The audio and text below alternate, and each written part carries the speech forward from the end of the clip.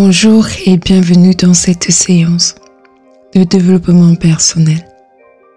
Et dans cette vidéo, nous allons continuer la lecture et l'interprétation des 50 règles d'or de la communication non violente.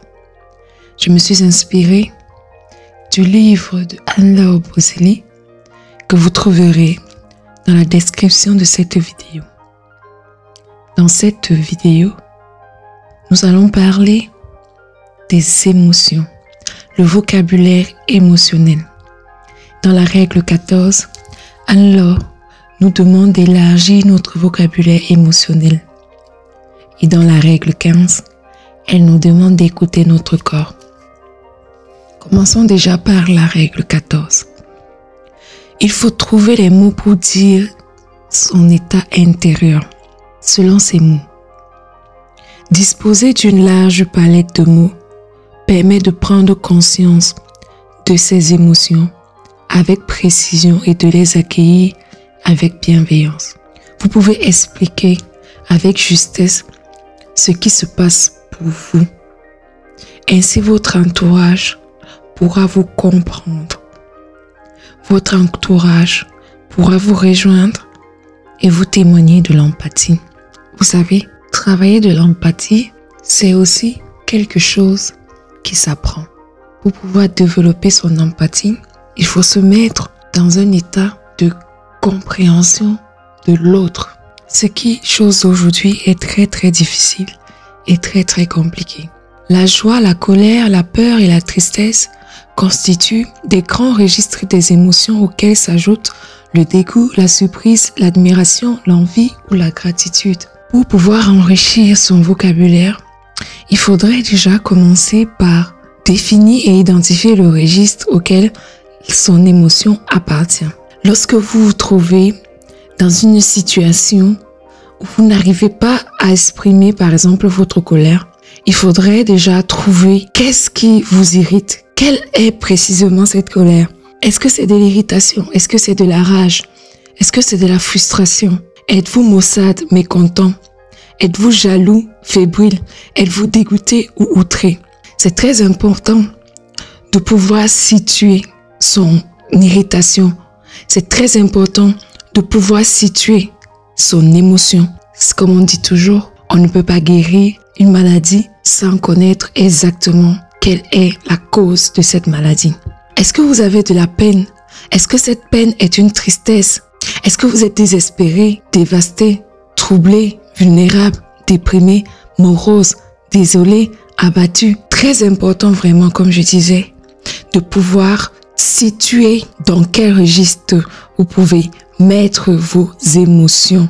Lorsque vous aurez trouvé des mots pour exprimer clairement vos émotions, alors vous serez compris dans votre discussion, vous serez compris dans votre entourage. Et ainsi, les personnes avec qui vous discutez pourront vous témoigner de l'empathie.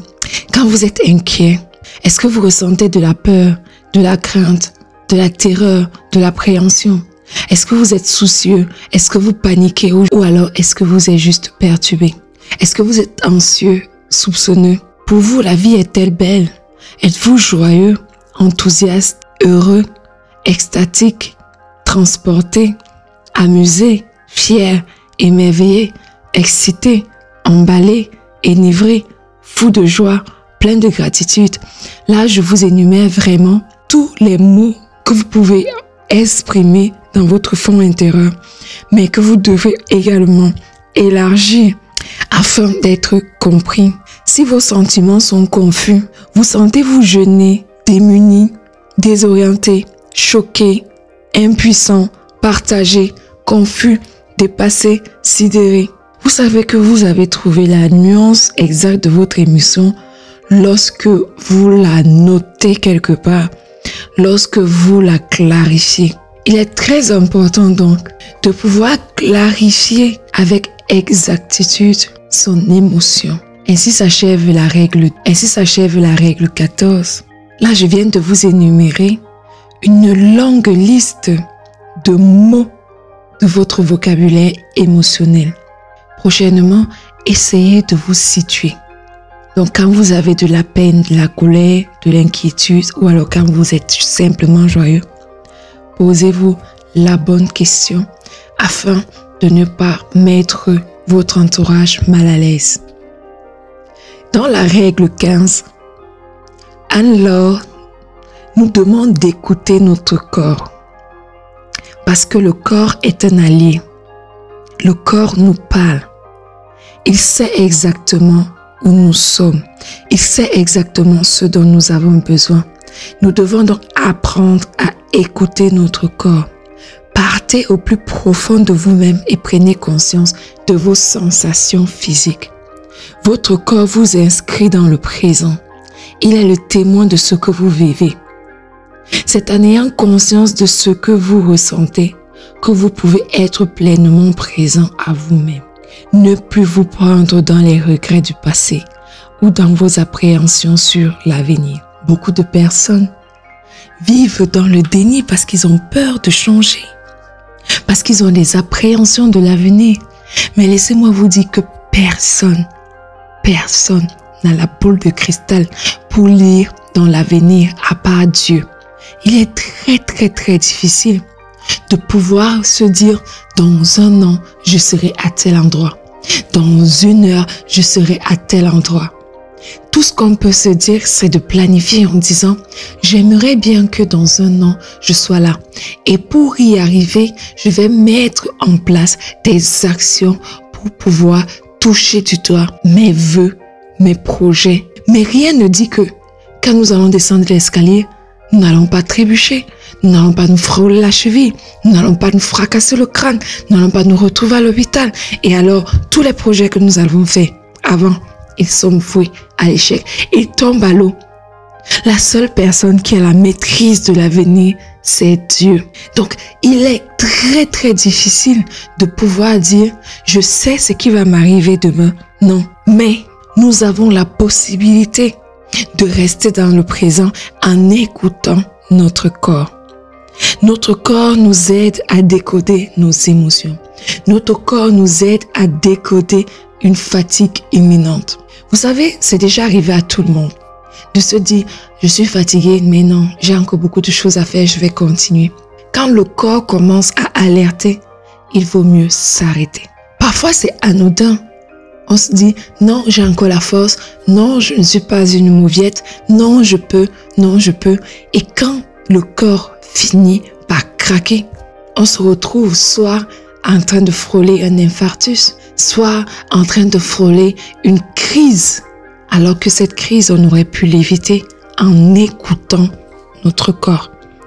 Les émotions sont précédées de manifestations physiques, de courte durée certes, mais c'est une perception que nous devons prendre comme des signaux qui veulent nous mettre en mouvement, qui veulent nous mettre en alerte afin que nous puissions trouver un nouvel équilibre de notre vie, un nouvel équilibre émotionnel. Le corps exprime un état intérieur. Nous devons donc porter notre attention sur ce que nous dit notre corps et accueillir ces sensations et ces émotions comme étant des signaux, des alertes, parce que notre corps est notre allié.